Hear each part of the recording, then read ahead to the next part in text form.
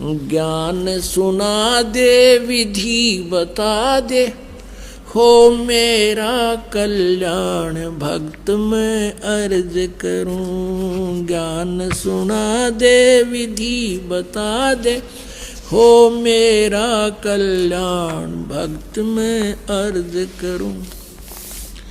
परमात्मा कबीर देव जी प्रथम बार जब मिले कहते हैं, उसको तो महात्मा कहते हैं और स्वयं को अपने आप को एक दास कहते हैं कि मुझे ऐसी विधि बता दे जिससे मेरा कल्याण हो धर्मदास। ज्ञान सुना दे विधि बता दे, हो मेरा कल्याण भक्त मैं अर्ज करूं। धर्मदास जब न्यो बोला, 68 तीर्थ नाऊंगा। धर्मदास जब न्यो बोला, 68 तीर्थ नाऊंगा। गीता जी का पाठ करत हूँ, इस विध मुक्ति पाऊंगा। गीता जी का पाठ करत हूँ, इस विध मुक्ति पाऊंगा।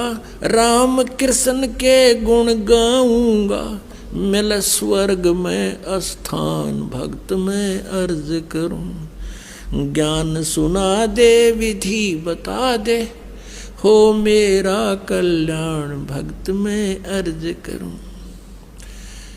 अब धर्मदास जी ने कहा कि मैं ऐसे ऐसे गीता जी का पाठ करूंगा, राम कृष्ण का जाप जपूंगा और तीर्थ में स्नान करूंगा, इससे मोक्ष मिलेगा। परमात्मा कहने लगे, धर्मदास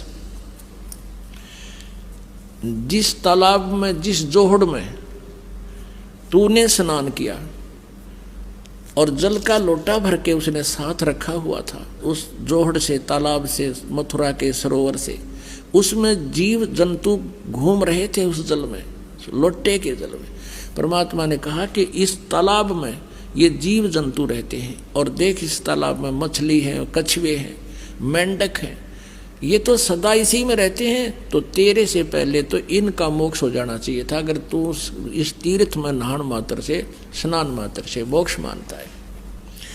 तीर्थ जल में कछ और बच्छा, ये जीव बहुत से रहते हैं। तीर्थ जल में कछ और मच्छा, ये जीव बहुत से रहते हैं। इनकी मुक्ति ना होती जो कष्ट बहुत सा सहते हैं। इनकी मुक्ति ना होती